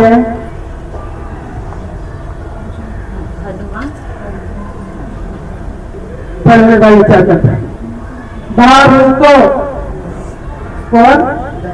दारू. भगवान श्रीकृष्णाच्या रथाचे सारथी कोण? दारू. बलराम दादाच्या रथात बसले त्या रथाचे सारथी सुग्रीव. रथामध्ये सज्ज झाले इतक्यात आकाश मार्गानं आणि दिव्य आयुध आले. शंख चक्र गदा पद्म भगवान श्रीकृष्णाच्या हातात विराजमान आणि बलराम दादाच्या हातात मुसळ नागर. जे 23 अक्षौणी सैन्याने वेढा दिला होता एका क्षणात भगवान कृष्ण आणि बलराम दादा यांनी सेनेचा नाश केला. पण भगवान कृष्ण बलराम दादाला म्हणतात की दादा या जरासंधाला मारायचं नाही का? कारण आपण काय करू, याला अपमानित करून फेकून देऊ. याचा अपमान केल्यामुळे हाताकडे परत मोबदला घेण्याकरता अजून परत 23 क्षणी सेना आणि मथुरेला वेळ देईल. नाहीतरी दुष्टाचा नाश करण्यासाठी आपला काय झालेला होता. मग दुष्टांच्या घरी घरोघरी जाऊन समाचार घेण्यापेक्षा याला जिवंत सोडलं की अनाशय काय करेल, सेना जवळ गोळा करून येत जाईल. आपण त्या सेनेला मारायचं आणि त्याला अपमानित करून फेकून द्यायचं. मग तो परत अशा प्रकारे भगवंतांनी त्या जरासंधाला अपमानित केलं. त्याची दाढी अर्धी काढली, अर्धी मिशी काढली, डोक्याचे 5 पाठ काढले आणि त्याच्या तोंडाला काढत हसून तिरस्काराने त्याला फेकून दिलं. पुन्हा सूड उगवण्यासाठी तो 23 क्षणी सेना घेऊन आला. असं एक वेळ नाही, 2 वेळ नाही, किती वेळा? 17 वेळा त्या जरासंधानं मथुरेला वेळा दिला. आता 18व्या वेळेस तो जरासंध येईल इतक्यात कालयवन नावाचा एक राक्षस 3 कोटी मुलांची सेना घेऊन मथुरेला वेळा दिला. भगवान कृष्ण म्हणतात की दादा, आता इथं नवीन संकट आलाय. आता शक्तीपेक्षा युक्ती श्रेष्ठ. आता शक्तीचा उपयोग होणार नाही. मग युक्ती कोणती? तर त्यावेळेस भगवान कृष्णाने तो जगतचालक परमात्मा होता विश्वकर्मा शिल्पकाराला बोलवलं आणि समुद्रामध्ये द्वारका नगरीची रचना केली. सोन्याची द्वारका. मथुरेमध्ये झोपलेले लोक जातो रात आणि द्वारकेत पोहोचवले. एका रात्रीत नगरी तयार केली. मी तुम्ही एका रात्रीत नुसता घराचा पहिला खोदून दाखवा. नुसतं ते बिल्डिंगचं ते गेट ते कंपाऊंड खोलायचं आहे तर 8 दिवस होऊन जातात. एका रात्रीत सोन्याची नगरी. आणि मथुरेत झोपलेले लोक झोपेत तसेचे तसे द्वारकेमध्ये आणि सप्लाय केले. हा जो काल येऊन आहे ना, नारदांना भेटला होता. या काल येऊनानं नारदांना विचारलं की माझ्याबरोबर आणि युद्ध करू शकणारा वीर या जगात आहे का? नारद म्हणतात हो ना आहे. म्हणे कुठे येतो? म्हणे तो मथुरेत राहतो. कसा येतो? तो 6व्या वर्गाचा आहे. पिवळा पितांबर धारण करतो. त्याच्या हातात शंखचक्र गदा आहे, डोक्यावर किरीट, कानामध्ये कुंडल. असं भगवंताच्या स्वरूपाचं वर्णन करून सांगितलं. तो काल येऊन त्याला 3 कोटी मुलांची सेनेला वेळा दिला. इकडे भगवंतांनी द्वारका नगरी निर्माण करून मथुरेतले लोक सगळे पोहोचवले. पूर्ण द्वारका नगरी नाही, मथुरा रिकामी. बलराम दादांनाही द्वारकेत पाठवलं आणि स्वतः एकटे सकाळी मेन दरवाज्यातून बाहेर पडले. काल येणारं पाहिलं, नागानं जसं वर्णन केलेलं होतं तसाच दिसतो. आणि म्हणून ताबडतोब विचार केला की हाच आहे तो, पण तो कोणत्या हातावर बसला नाही, त्याच्या हातात कोणतं शस्त्र नाही. आणि म्हणून भगवान तो काल भगवान श्रीकृष्णाकडे येण्याकरता निघाला. इतक्यात भगवान कृष्णाने पाठ फिरवली आणि पळत सुटले. तो काल म्हणतो, हे रणछोड, अरे जरा ठरव, हे रणछोड कुठे निघाला आहे? पण भगवंतांनी त्याच्याकडे लक्ष दिलं नाही. प्रसवन पर्वताची एक गुहा होती. त्या गुहेमध्ये भगवंत शिरले. तिथे एक मनुष्य झोपलेला होता. कोण? मुचकुंद. त्या भगवंतांनी काय केलं की आपला पितांबर त्याच्या अंगावर टाकला, हाताची घडी तोंडावर बोट आणि अंधारामध्ये तिथे सारसूत सारखे उभे राहिले. इतक्या काळ धावत पर्वताच्या गुहेमध्ये आणि शिरला. तो म्हणतो, अरे ज्याला आपल्याला इथपर्यंत पर्वत आणलं तो सारसूत सारखा इथे झोपला आहे, म्हणून त्याला लाथ मारली. म्हणे उठ. लाथ मारल्याबरोबर तो उठला. त्याच्या डोळ्यातून अग्नी निघाला आणि त्या अग्नीनं ताल्यावर जळून भस्म झाला. भगवान श्रीकृष्णाने मुचकुंदाला दर्शन दिलं आणि आपल्या मथुरेमध्ये आले. ते 3 कोटी मुलांची सेना होती. बलराम दादांना बोलवून घेतलं आणि त्या सेनेचा काय केला? नाश केला. त्याच्याबरोबर भरपूर सोनं होतं. बलराम दादा भगवान कृष्ण यांनी पोतेचे पोते भरले, बैलावर टाकले. मात्र इतक्या जरासंधानं 23 क्षणी सैन्य घेऊन आणि वेढा दिली. त्या जरासंधाला पाहिल्यावर भगवंत पळत सुटले. तो प्रसवन पर्वत 44 कोस 44 एवढा उंच होता. पण भगवंत त्या पर्वतावर सोडून गेले. हा जरासंध पोपो असतोय. तो हे कुठ्यांनो, हिंमत असेल तर माझ्यावर युद्ध करा. मी तुम्हाला प्रश्न विचारते की असं कोणी म्हणायला पाहिजे की ज्याचा नेहमी विजय होतो याचा किती वेळा पराजय झाला आता? 17 वेळा. जशी काही दोन माणसं समोरासमोर उभी आहे आणि आज समोरचा जो दांडा आहे तो समोरच्या तोंडात एक देतो ठप्पा ठेवून तो म्हणतो अब मारा तो मारा, अब मारके तो द्या. तितके तो काय करतो, दुसऱ्या वेळा देतो ठेवून. हा काय करतो, प्रत्येक वेळी गावतो होतो म्हणतो अब मारा तो मारा. अरे बाबा, प्रत्येक वेळी तोंडात बसते ते गुपचिप्त बसणार का? तसंच आहे ना. तुमच्यात हिंमत असेल तर माझ्याबरोबर काय करा, युद्ध करा. त्याला 17 वेळा पराजित केलं तो म्हणतोय. भगवंतांनी त्याच्याकडे लक्ष दिलं नाही. त्या प्रसन्न पर्वतावर चढून गेले. याला वाटलं आता हे प्रसन्न पर्वतावर चढले, आपला तर काही पाठला आपला लाग नाही, म्हणून यानं 5 गवत गोळा केलं आणि आग लावून दिली त्या पर्वताला. तो पर्वत दर्जा पेटला. भगवान कृष्णांनी काय केलं की डायरेक्ट बारके उडी मारली त्या पर्वतावर. या जरासंधाला वाटलं मी येते आणि म्हणून स्वतःचा जय घोष स्वतःच्याच तोंडात करता का. आपला जय आपला विजय झाला तर कोणी करायला पाहिजे, दुसऱ्याने. हा जोरात म्हणतो जरासंध महाराज की कशाला जय झाला का. स्वतःच्या हातानं स्वतःची पाठ थापटून का बघा. स्वतः त्याचा जय घोषच करतोय.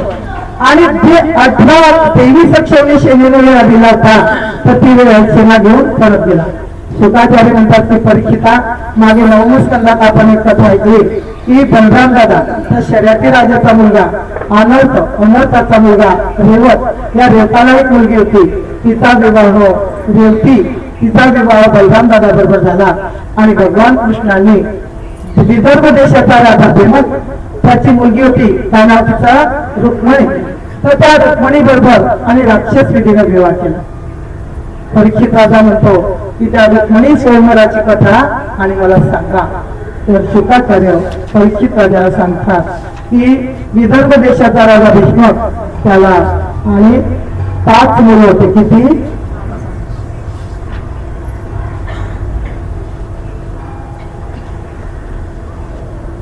आणि 1 मुलगी होती.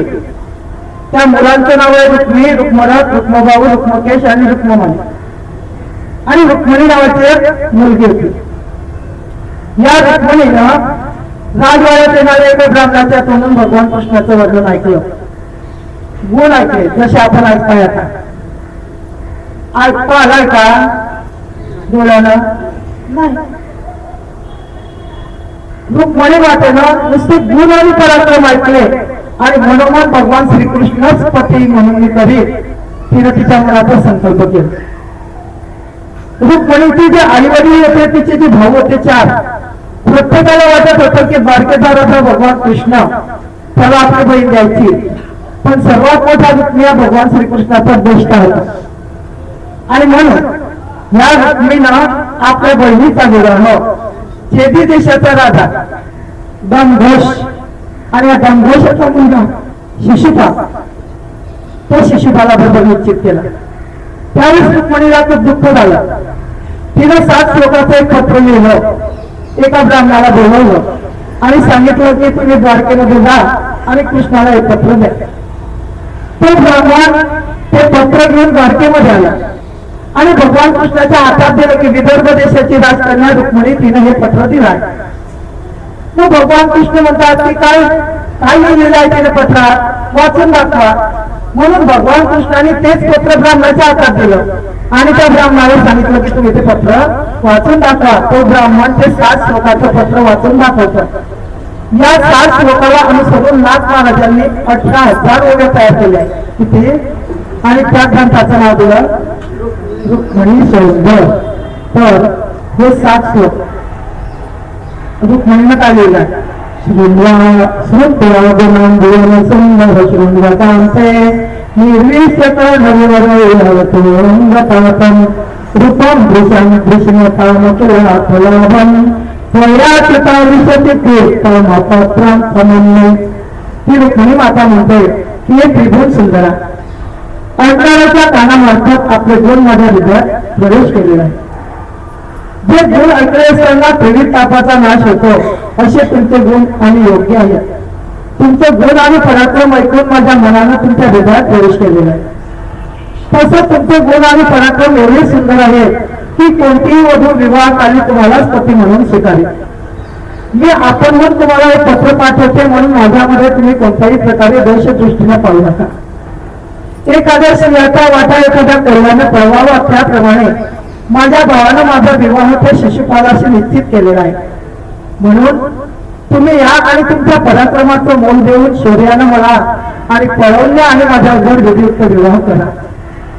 तुम्हाला असं वाटत असेल की तू अंतःपुरात आहे, मी तिथे कसा येऊ, तर मी तुम्हाला सांगते की विवाहाच्या आदल्या दिवशी जी वधू आहे तिला गिरजामातेच्या मंदिरात पूजा करण्याकरता यावं लागतं. मी गिरजामातेची पूजा करण्याकरता आली असताना तुम्ही या आणि तुमच्या पराक्रमाचं मोल शौर्य दाखवून आणि मला तुमच्याबरोबर घेऊन जा आणि माझ्याबरोबर विवाह करा. हे प्रभू, माझ्यामध्ये जर तुम्हाला काही दोष दिसत असतील, दोषदृष्टीने तुम्ही जर पाहत असाल, तर मी तुम्हाला सांगते की तुमची प्राप्ती करून देण्यासाठी मला हजारो जन्म जरी घ्यावे लागले तरी मी हजारो जन्म घेईन. किती दान धर्म तीर्थ व्रत पुण्य करीन, हे शरीर पुरुष करेल, पण तुम्हालाच पती म्हणून वरील. अशा प्रकारे त्या ब्राह्मणाला ते पत्र वाचून दाखवले. भगवान म्हणतात, मग तिच्या विवाहाचा मुहूर्त कधी आहे, तो ब्राह्मण म्हणतो परवा. परवा म्हणजे जवळ चाललं ना. परवा जर विवाह आहे तर तिला उद्या यावं लागेल ना गिरजामातेच्या मंदिरात. मग आपल्याला आत्ताच नाही जावं लागेल. म्हणून भगवान कृष्णाने आपला रथ सज्ज केला, ब्राह्मणाला बसवलं आणि वाणी वेगानं वाण आणि घोडे जोडले आणि एका रात्रीत ते विदर्भ देशात येऊन पोहोचले. बलराम दादांना माहित पडलं की तिथे युद्ध होण्याची शक्यता आहे, म्हणून बलराम दादांनी भरात सोनी सैन्य घेतला आणि बलराम दादाला इकडे रुक्मिणीच्या लग्नाची जय्यत तयारी झाली होती. मधुपर्क विधी चालू होते. रुक्मिणी मातेला हातात लग्न कांकण बांधलेलं होतं, अन्नदान चालू होतं. भीष्मक राजाने पितरांची पूजा केली होती, म्हणजे पितरांना बोलवावंच लागतं वाटतं. मी तुझी मुलं आहे, आपल्याकडे लग्न असले की हा, पण भीष्मक राजाने पितरांची पूजा केली होती. इकडे शिशुपालही लग्न कांकण, त्याला हळद वगैरे लागलेली आणि तो शिशुपाल कौंडिन्यपुरात आपलं वराळ घेऊन आला होता. त्या शिशुपालाबरोबर त्याचे सगळे मित्र, नरकासूर चेत्री देशाचा राजा, काशी राजा, कंधक कविश देशाचा राजा, विदुरथ, शाल्व, नरकासूर, भौमासूर म्हणजे जरासंध, हे सगळे आणि शिशुपालाचे मित्र होते. दोन पक्षांनी सैन्य घेऊन लढायला आले. सैन्याची काय गरज होती, पण त्यांना माहिती होतं की युद्ध होण्याची शक्यता आहे. अशा प्रकारे कौंडिन्यपुरातील नागरिकांनी ज्यावेळी भगवान कृष्णांना पाहिलं त्यावेळेस ते म्हणतात की खरोखर रुक्मिणीचा पती होण्याकरता कृष्णच योग्य आहे. आम्ही काही पुण्य केलं असेल तर भगवान कृष्णच रुक्मिणी मातेचं पाणी ग्रहण करू. अशा प्रकारे रुक्मिणी मातेच्या प्रेमाबद्दल नागरिक बोलत होते. इकडे आता सकाळ रात्रीची वेळ झाली, अजून ब्राह्मण परत आला नाही. रुक्मिणी माता काळजीत पडली, तिच्या डोळ्यातून अश्रू वाहत आहेत. इतक्यात तो ब्राह्मण आला आणि साहेब, भगवंत इथे आलेले आहेत आणि त्यांनी तुम्हाला घेऊन जाण्याची आणि प्रतिज्ञा केली आहे. इकडे सकाळी ब्रह्ममुहूर्तात रुक्मिणी माता उठली, तयारी केली. गिरजामातेच्या मंदिरात तिच्याबरोबर तिच्या मैत्रिणी आणि शिशुपालाचं सगळं सैन्य अटेन्शन मध्ये जय्यत वाजत राजत ती वरात आणि गिरजामातेच्या मंदिरामध्ये आली. सगळे जे सैनिक होते ते अटेन्शन मध्ये हातात शस्त्र घेऊन उभे होते. रुक्मिणी माता गिरजामातेची पूजा करत असताना गिरजामातेला विनवणी करते की आई, मी जर काही पुण्य केलं असेल, भगवान कृष्णच माझे पती हो, एवढा आशीर्वाद मला दे. रुक्मिणी मातेने गिरजामातेची पूजा केली आणि आता मंदिराच्या पायऱ्या उतरत असताना ती रुक्मिणी म्हणजे काही सामान्य नव्हती. कोण होती ती? लक्ष्मीचा अवतार होती. जे सैन्य टेन्शन मध्ये होतं त्या लक्ष्मी मातेनं त्या सैन्यावर मायेचं आवरण टाकलं. त्यांच्या हातात जे शस्त्रास्त्र होते ते केव्हा घेऊन पडले त्यांनाही कळलं नाही. इतक्या दुर्गा वेगाने भगवान कृष्णाचा रथ आला आणि सर्वांच्या समक्ष ते पाहत असताना भगवान कृष्णाने रुक्मिणी मातेचा हात हातात घेतला, सर्वांच्या समक्ष रथावर बसवलं आणि इतक्या वेगाने रथ पिटाळला. आता हे म्हणतात की अरे अरे अरे तो गौऱ्याचा पोरगा आला, त्याने रुक्मिणी मातेला पळवलं आणि पळा पळा, पण हातातले शस्त्र केव्हा पडले यांचे काही वेळासारखे पडतात. एखाद्या अफाट सागरासारखी ती सेना दिसत होती. रुक्मिणी मातेने पाहिलं की एवढी सेना आपला पाठलाग करते आहे, न जाणो भगवान कृष्ण एकटेच आहे, जर पराजय केला तर आपल्याला मात्र खाली मान घालून परत जावं लागेल. भगवान म्हणतात रुक्मिणी तुझ्या मनात काय विचार चाललाय, अरे एवढी अफाट सेना दिसते, मी एका क्षणात काय करेन तिचा आणि नाश करेन. एका क्षणात भगवंतांनी ती सेना नाश केली, ती नष्ट केली. मग त्यावेळेस जरासंध शिशुपालाकडे आलाय आणि शिशुपालाला म्हणतो हे पुरुषसिंहा, अरे असा उदास होऊ नको, मी तर पुरुषसिंहा म्हणण्यापेक्षा काय म्हणायला पाहिजे होतं, हे ग्रामसिंहा. ग्रामसिंह म्हणजे कुठला, अरे पुरुष असता तर त्याची पत्नी पळून गेली असती का. आता त्याचा काळ अनुकूल होता म्हणे, आपला प्रतिकूल होता. आपला काळ अनुकूल झाला की आपण सुद्धा म्हणे अरे बाबा आता या गोष्टीला काय अर्थ आहे, माझी होणारी पत्नीच तर तो पळून गेला, घेऊन गेला, आता पुढे काय फायदा आहे.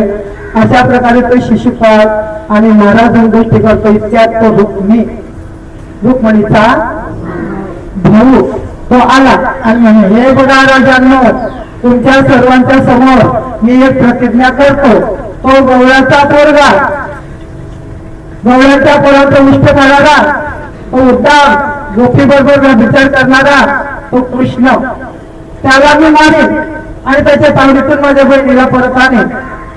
जर त्याच्या माझ्या बहिणीला मी परत आणलं नाही तर मी या कौंडिण्यपुरात प्रवेश करणार नाही, अशी प्रतिज्ञा केली. आणि एकच रथ घेतला.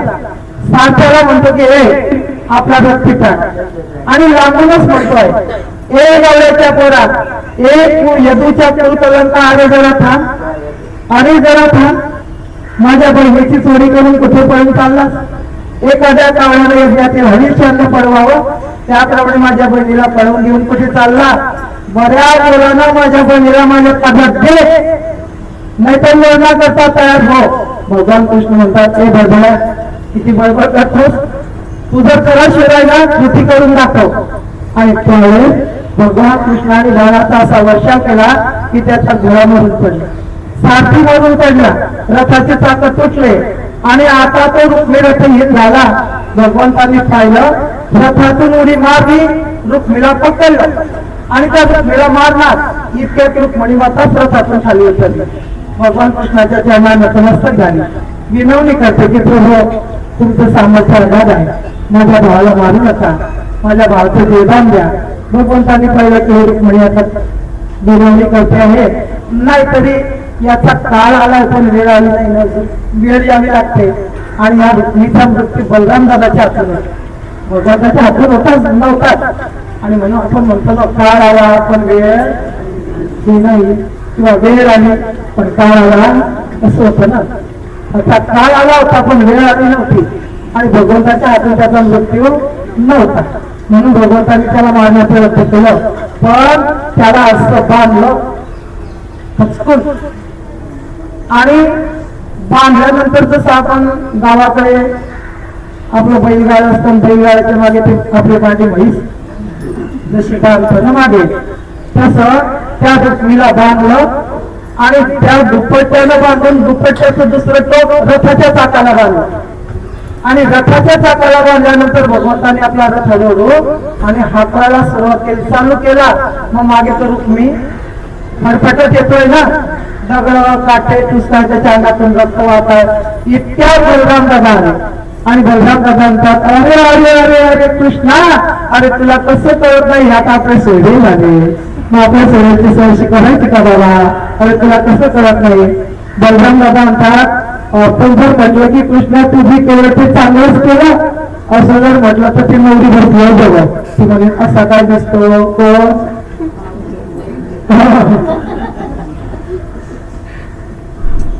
कृष्णाने केलं ते चांगलंच केलं. भगवान कृष्ण बलराम दादा म्हणतात अरे तुला कसं कळत नाही, हे आपले मानाचे भाऊ हे आपल्या घरात सर्व याचा भावाचा नाही हे मानाचे पाहुण्याचाच घ्यायचा आपण साल्याचा कलियुगातील लोक साल्याचे सल्लागार होते साल्याचा सल्ला महत्वाचा. तर तुला कसं कळत नाही रे आपल्या मानाचे पाहुणे आहे कृष्णा. आणि मग कृष्णा कृष्णा म्हणत असताना दोघांना काय करतात की त्या रुक्मिणीला सोडतात. पण सोडत असताना एकच त्याच्या तोंडात थप्पड देतात. थप्पा मारून मारून त्याला सोडलं. हळू खिशातून कात्री काढली अर्धी दाढी काढली एका कडची. जिकडची दाढी काढली त्याच्या विरुद्ध बाजूने अशी म्हणजे ते आता पोरं कसे ते डिझाईनची दाढी काढतात तशी. आणि डोक्यावर 5 पाट काढले ठिकठिकाणी काटले ठेवले. तोंडाला काळं फासलं आणि इतकं तिरस्कारानं फेकून दिलं. आणि रुक्मिणीच्या जवळ आले म्हणतात रुक्मिणी तू काही वाईट वाटून घेऊ नको. मनुष्य जसं कर्म करतं त्याचं फळ त्याला आणि भोगावंच लागतं. इथे रुक्मिणीने काय प्रतिज्ञा केली होती माझ्या बहिणीला परत आणलं नाही तर मी कौंडिल्यपुरात प्रवेश करणार. मग घरी जायचं त्याला लाज वाटायला लागली. मग रात्रीच्या वेळी कुठेतरी लपून बसला आणि मग अंधार पडल्यानंतर कसा तरी लपून छपून आणि कौंडिल्यपुरात गेला नाही. मध्येच त्यानं भोजकट नावाचं नगर बसवलं. कोणतं भोजकट. आणि त्या भोजकट नगरातच माताचं सकुटुंब सपरिवार आणि राहायला लागला. इकडे भगवान कृष्ण रुक्मिणीला घेऊन आणि द्वारकेमध्ये आले. बलराम दादा आलाय. बलराम दादा म्हणतात उर्वशित राजाला की ताबडतोब कृष्णाच्या लग्नाची तयारी करा. कारण काय आधीच पोरगी पळवून आणली आहे. म्हणून लगेच पळून आणले की लगेच सकाळसाठी तयार झाला की हेच दुःख. ताबडतोब लग्नाची तयारी करा. आपण पण करा. आपल्या मोठं बरोबर 5 वाजेचा मग असतील तर एक फुलसलं तरी चालेल. आपण मंगलाष्टक म्हणून भगवान कृष्णाचं आणि रुक्मिणीचं काही आता काहीतरी भजन म्हणा बरं लग्नासाठी काय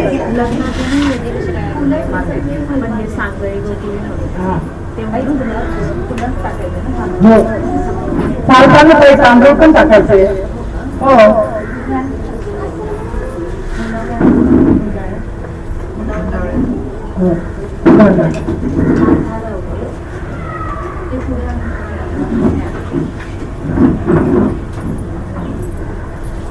तांदूळ पण टाकतात. उलट काही ह्या लग्नाचे तांदूळ ज्याचं लग्न होत नाही तर येतात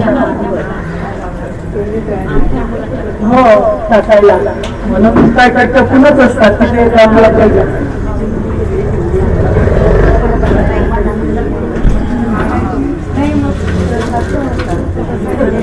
कृष्ण गोविंद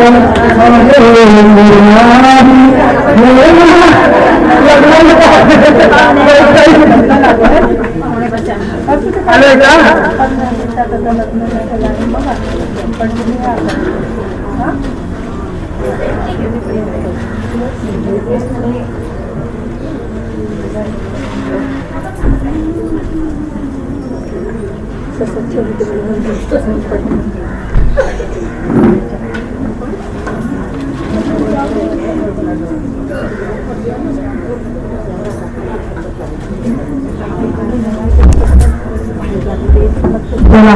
श्री कृष्ण गोविंद हरे मुरारी नारायण वासुदेव. श्री कृष्ण गोविंद हरे मुरारी नारायण वासुदेव. श्री कृष्ण गोविंद हरे मुरारी नारायण वासुदेव. श्री कृष्ण गोविंद हरे मुरारी नाथ नारायण वासुदेव. नाथ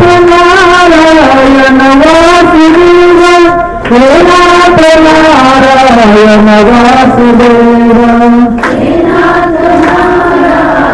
वासुदेव.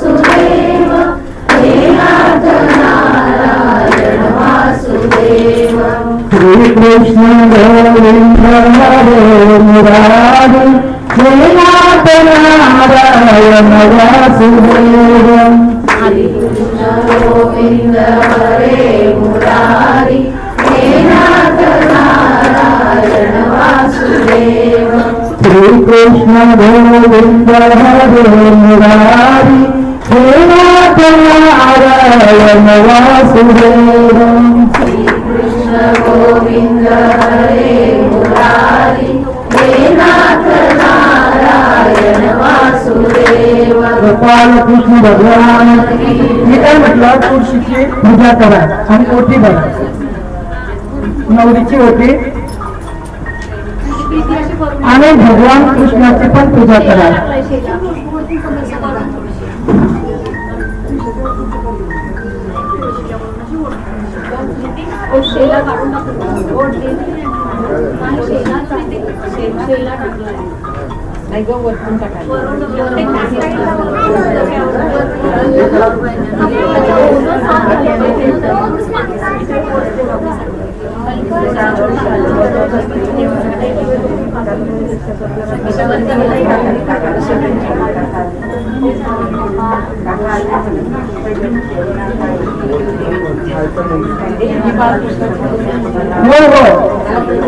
स्वागतम कृष्ण स्वागतम कृष्ण स्वागतम कृष्ण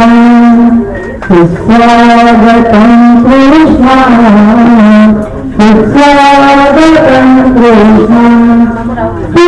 स्वागतम स्वागतम शरणागतम कृष्ण आज कोणीच नाही गेली वाटतं सगळे सुस्वागतम सुस्वागतम शरणागतम कृष्ण सुस्वागतम कृष्ण शरणागतम कृष्ण सुस्वागतम कृष्ण सुस्वागतम कृष्ण सुस्वागतम कृष्ण सुस्वागतम कृष्ण सुस्वागतम सुस्वागतम शरणागतम कृष्ण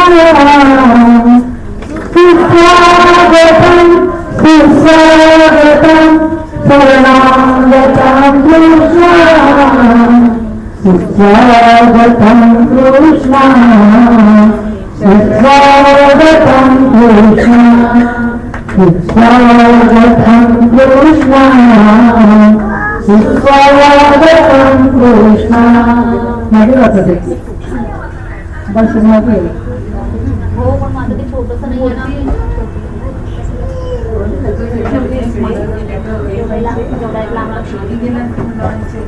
ते मागून पुढे घेता येतील ना पण मग ते दोरे परत पुढून येतील ना असे नाही ग तू गाठ बांध आणि गाठ बांधल्यानंतर पुढे काढ ना गजऱ्यासारखे आपण पुढे काढतो तशा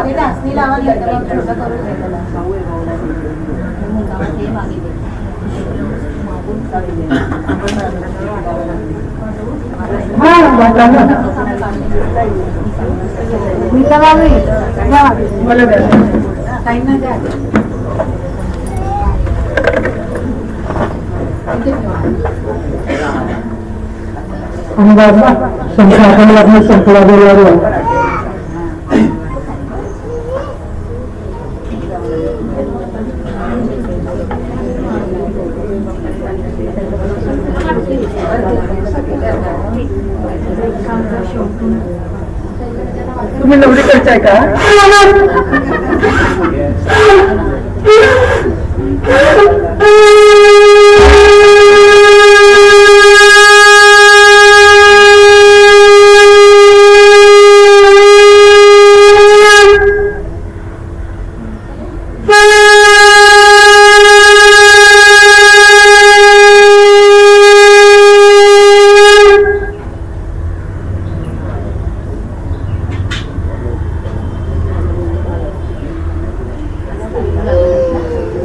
लग्न कसं चहा कपडे पाहिजे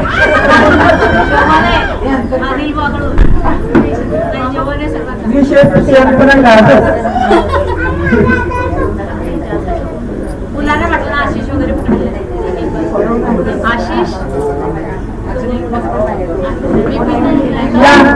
माझा मामा माझ्याचा मामा या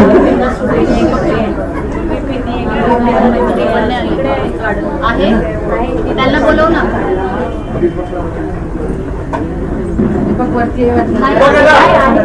दीपक हे लग्न झालं की आजच्या लग्नाची तयारी करू ना. आजचं लग्न करायचंय ना त्याला.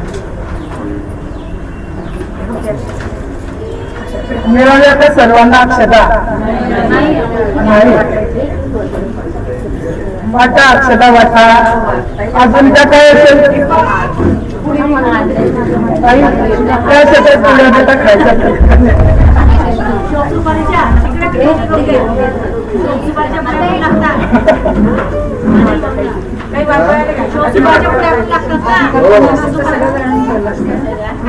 नाही काय विनोदाची गोष्ट आहे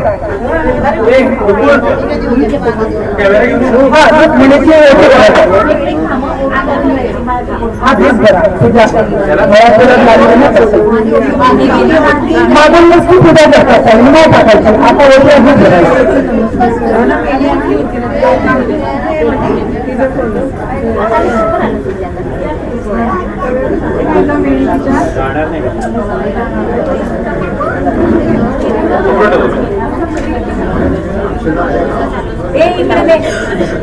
नुसती होते का हंगर घेऊन द्या खाली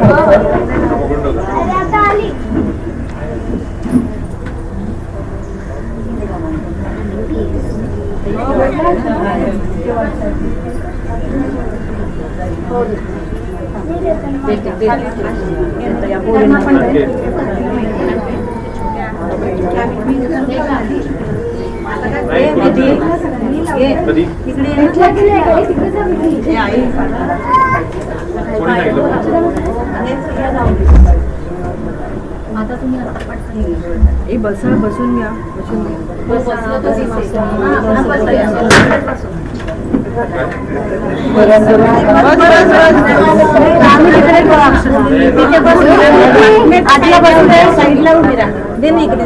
सगळ्यांना झालं खूप झाले आता झालं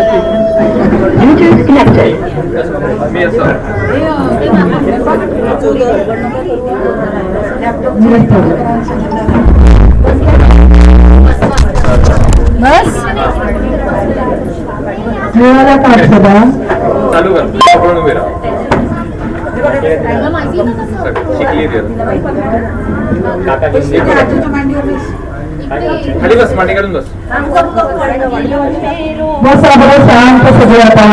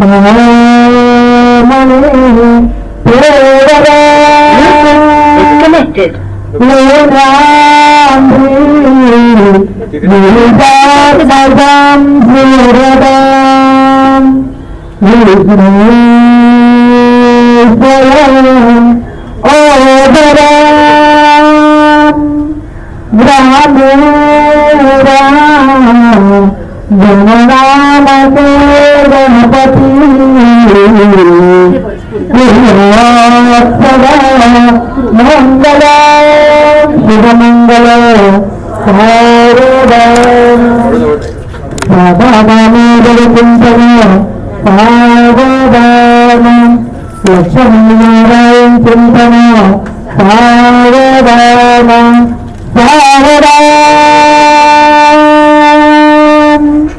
गंगा सिंधु सरस्वती यमुना गोदावरी नर्मदा कावेरी सरयू महेंद्रतनया पद्मावती वेदिका शीतलाभवती मासुरनदी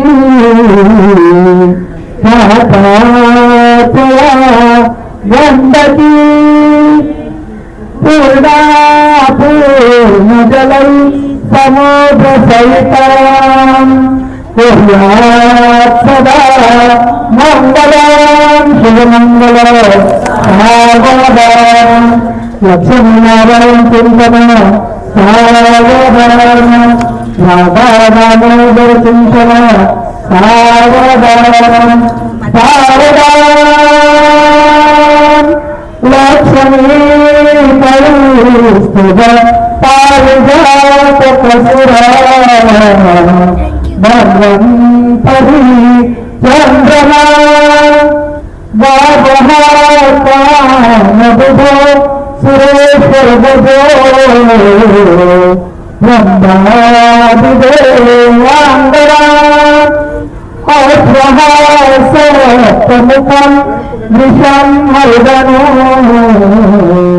शङ्खामृतं चाम्बुदे रत्नानि चतुर्दश प्रतिदिनं कुर्यात् सदा मङ्गलं शिवमङ्गल सावधान राधा दामोदर चिंतन सावधान लक्ष्मीनारायण चिंतन सावधान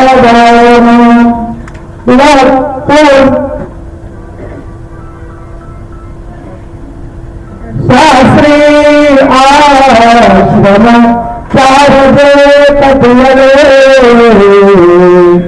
पानादिगो उत्तरा देतो स्वार्थ परत सोरनरा हरिताश्रमा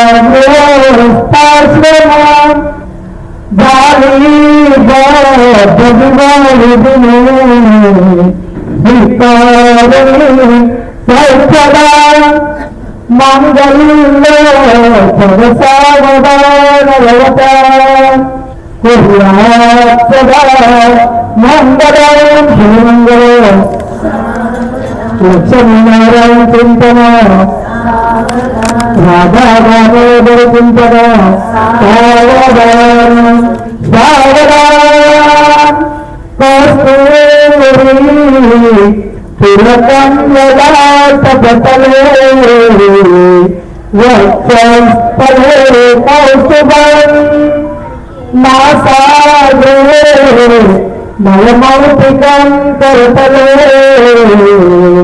गुरुपरे कङ्कणं सर्वाङ्गे हरिचन्दनं सुललितं कंते च मोक्तावली गोपश्री परिवेशितो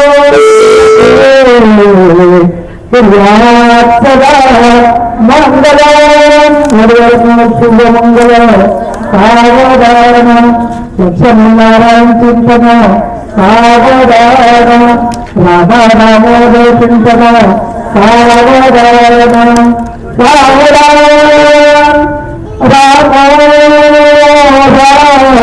जननी सदा विजयते रामं रमे शाब्दे रामेणा निशाचरतमो रामाय प्रस्मरणः रामानास्ति परायण परतराम राम सदा सोत्वं रामेति तनया सदा भवतु मे कुर्यात् सदा मङ्गलं शुभमङ्गल सावधान राधा दामोदर चिंतन सावधान लक्ष्मीनारायण चिंतन सावधान सावधान राधाधीष्मत रुक्मणी समयी देखो चिंता करी ही कन्या सगुणावरानुकरा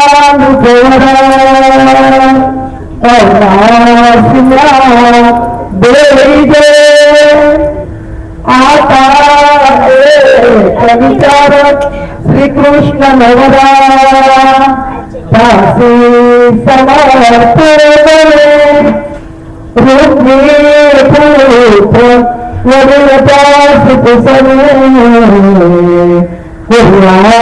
सदा मंगला शुभमंगल दामोदर चिंतन लक्ष्मी नारायण चिंतन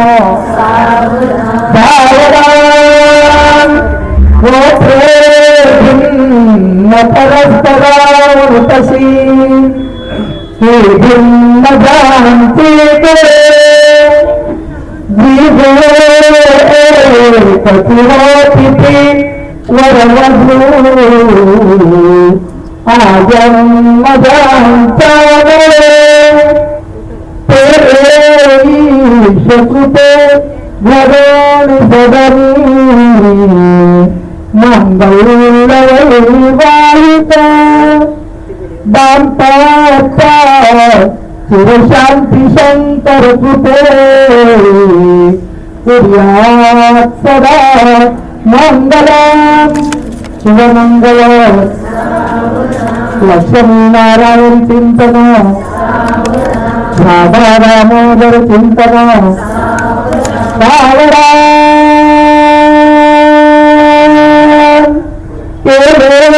पालना आजवरी जपुनिया जय ब्रह्मचर्याश्रम पाते संपूर्णे तुम्ही वरतसा आता गृहस्थाश्रम नांदा सर्वोच्च भरे शतायु जननी वाजवीर फसे कीर्तीत निर्वा अखंड भरणी पूर्वात सदा मंगलम वैरदेवता शुभमंगल लक्ष्मी नारायण चिंतन राधा दामोदर चिंतन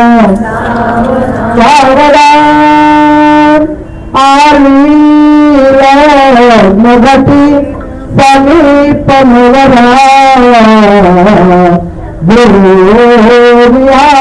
वागरा भूषोवते मधुपर्क पूजन करा अंतर्पटा पेडया दृष्टादृष्ट वधुवरा न करता दुर्गे कराली उभी वाजंत्री वाले घ्यायचं नाही वाजंत्री वैगंगला न करणे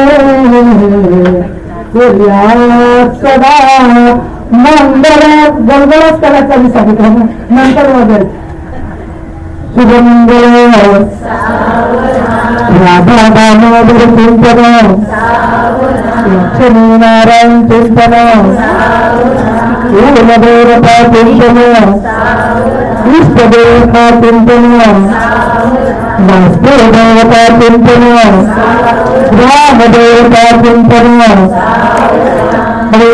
तदेवनां सुमंत देव ताराबलं चंद्रबलं तदेव विद्याबलं दैवबलं तदेव लक्ष्मीपते चन्द्रं स्मरामि देवता शुभमंगल